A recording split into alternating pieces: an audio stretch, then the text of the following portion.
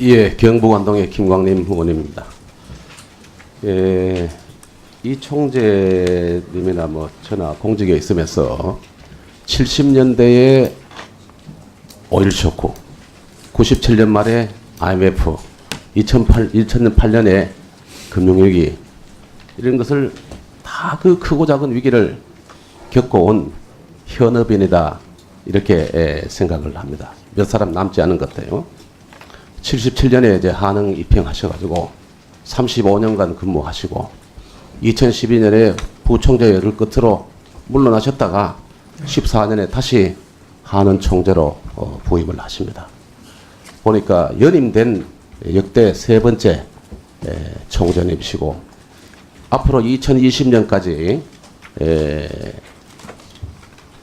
임기를 마치시면은 43년간 한은맨이라는 역대 최장 한은맨이 되고 있습니다. 죽었다 깨도 2020년 임기 3월까지는 못 바꿨습니다. 그러니까 한은의 통화 운영의 중립성, 기관 운영의 독립성 위해서 확실하게 하셔야 된다 이렇게 봅니다. 그전에는 재정경제부 장관이 금통위 위원장 겸임했지 않습니까? 네. 그죠? 그리고 IMF 터지고 그해 말에 97년 말에 법을 바꿔가지고 한은 총재가 위원장이 되시도록 해서 중립성과 독립성에 아주 탄탄한 근거를 마련해 드렸습니다. 그런데 저는 뭐 이 총재님이 잘 아시고 이래 하니까 그런데 과거 정부에서 무슨 어디에 회의라든지 지금 정부에 언론에 대놓고 내지르는 거라든지 거의 비슷비슷해요. 비슷비슷한데 이거를 총재님께서 잘 그 소화해서 절대로 여기 동요하지 말아야 된다 이렇게 봅니다.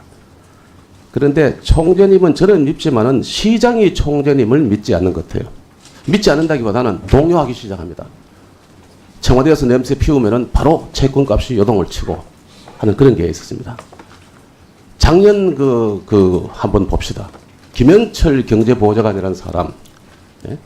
작년에 5월까지 보면은 대충 보면은 금리 절대로 현재에서 바꾸지 않는다. 이런 기조로 가다가 7월 이후부터 뭐 지표들이 다 안 좋아집니다. 안 좋아지니까 이거는 경기 개선이 뚜렷해져야 바꾸겠다.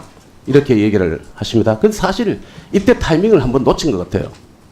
그러니까 이제 8월 달에 들어오면서 파리 부동산 대책 발표하니까 그다음부터 8월 7일, 8일, 14일, 16일 김현철 경제보좌관이 각 언론 대놓고 막 쏟아냅니다.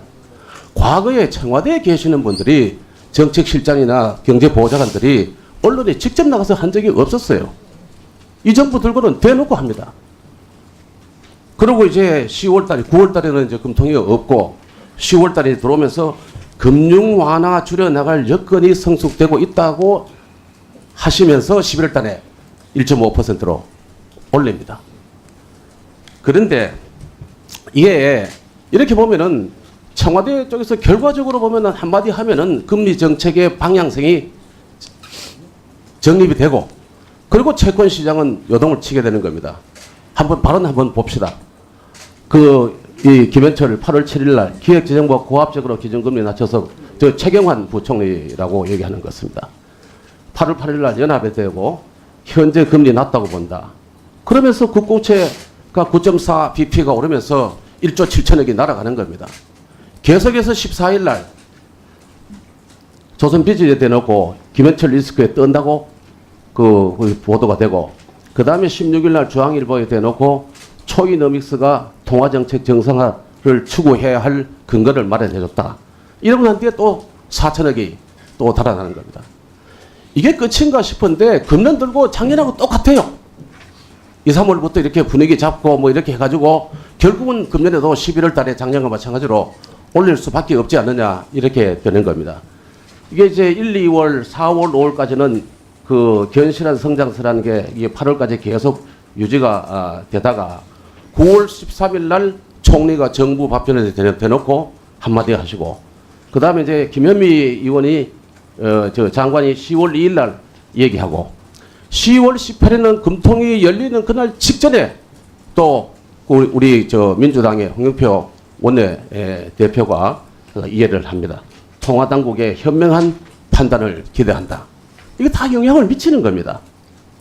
그러고 왔는데 이제 그 전체적으로 보면은 10월 달에는 18일 날 잠재 성장률 수준의 성장세를 지속할 전망이다.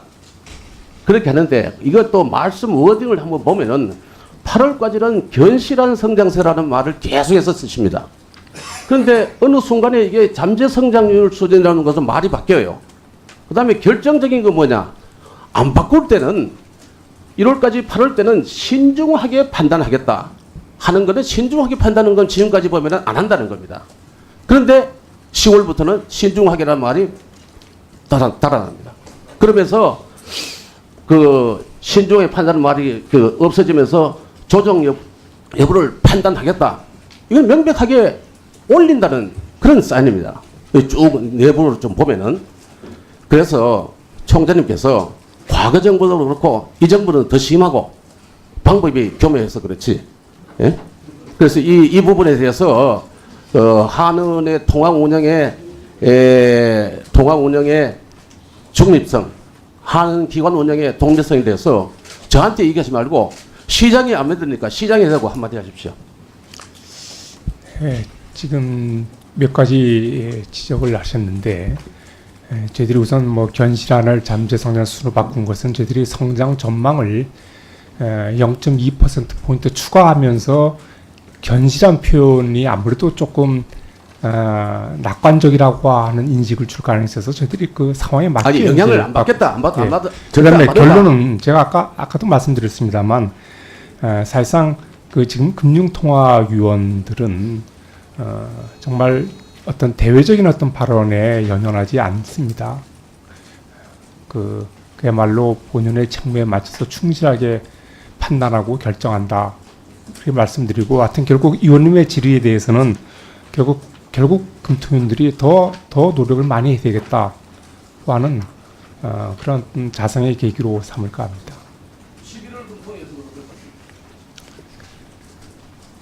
11월 금통위에서는 지금 바로 위원님께서 정확히 지적을 해주셨습니다. 저희들이